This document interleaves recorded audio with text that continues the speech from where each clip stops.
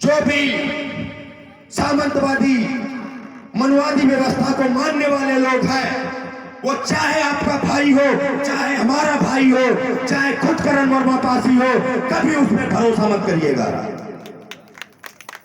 और जो लोग आज देखता हूं कुत्तों के तरह पड़े हुए हैं सत्ता के लालच में, उनके लिए मैं आप लोगों को बताना चाहूंगा कि जहां पानी पीने पिलाने का एहतमाम ना हो, जहां पानी भी पीने पिलाने का एहतमाम ना हो, किसी शरीफ इंसान की वहां पे सामना हो, जहां पानी पीने पिलाने का एहतमाम ना हो, वहां पे किसी शरीफ इंसान की सामना हो। अरे मैं तो हर अपनी तरफ बढ़ता हुआ हाथ चूमता हूं मेरे दोस्तों, लेकिन शर्त यह है कि बंदा साला नमक हराम ना हो।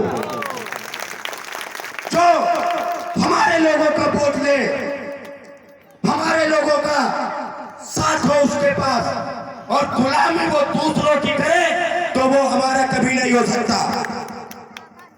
और जो मनवादी सामंतवादी आप लोगों से वोट ले जाते हैं कि हम आपके हक अधिकारों की रक्षा करेंगे, हम आपके लिए आवाज उठाएंगे, तो ये मत भूलिएगा कि जो लोग तुम्हारे गिलास का छुआ हुआ पानी नहीं पीते हैं, तो वो तुम्हारे हक अधिकार कहां से दिलाएंगे? तुम्हें वो कुर्सी पे बैठना कहां से मंजूर करेंगे? बता दो मेरे दोस्तों।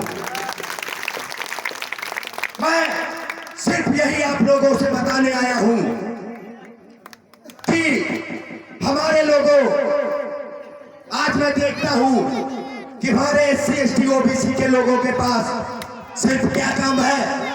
कोई हमारा भाई पल्लेदारी कर रहा है, कोई हमारा भाई रिक्शा चला रहा है, कोई हमारा भाई 400 रुपए दिहाड़ी कर रहा है, कोई हमारा भाई मिलों में काम कर रहा है। क्या हमारे हिस्से में सिर्फ यही है? हम 85% हैं, फिर भी हमारे हिस्से में क्या गरीबी, भुखमरी, गुड़ैती करना है, लेबरी करना है? क्या हमारे हिस्से में IAS IPS जज वकील, चीफ मिनिस्टर, प्राइम मिनिस्टर बनना नहीं है क्या? ये आप लोग याद रखिएगा कि ये जो आज खुले मंचों से, मैं तो एक बात सरकारों से पूछना चाहता हूं, अगर हमारा कोई भाई किसी धर्म ग्रंथ पे टिप्पणी कर दे, चाहे वो गीता हो, चाहे वो कुरान हो, चाहे वो बाइबल हो, चाहे वो रामायण हो, अगर उसमें कोई टिप्पणी कर देता है तो लोगों की श्रद्धा को ठेस पहुंचती है, तो लोगों की आत्मा आहत होती है, उन्हें जेल में डाल दिया जाता है। लेकिन ये जो दो कौड़ी के नेता हमारे संविधान को खत्म करने की बात खुले मन से बोलते हैं, क्या इनको जेल में नहीं डालना चाहिए? क्योंकि हम 85% लोग भले ही आज इतनी जातियों में बटे हैं, लेकिन हमारे लोगों को जो भी हक अधिकार मिले हैं वो संविधान की बदौलत, जिस तरीके से आप बाइबल की, कुरान की, रामायण की पूजा करते हो, उसी तरीके से हम भारतीय संविधान की पूजा करते हैं। अगर आगे से किसी ने भी भारतीय संविधान के बारे में, बाबा साहब के बारे में, हमारे महापुरुषों के बारे में अबाध्य टिप्पणी की, तो उसका इल्जाम बहुत बुरा होगा, यह याद रखिएगा। और जो ये हमारे भीम आर्मी के लोगों को या बहुजन समाज के लोगों को जो ये नीला गमछा लेके घूमते हैं, उनको नीला कबूतर बोलते हैं ना जो, तो उन लोगों को मैं बता देना चाहता हूं कि जिस दिन नीले कबूतरों के चक्कर में पड़ोगे ना, तो पिछवाड़ा लाल कर दिया जाएगा, ये याद रखिएगा। क्योंकि मैं बता चुका हूं कि भीम आर्मी का डंडा और झंडा बहुत मजबूत है, यह याद रखना, टूटेगा नहीं। और मैं आप लोगों से बताना चाहता हूं कि हमारे समाज में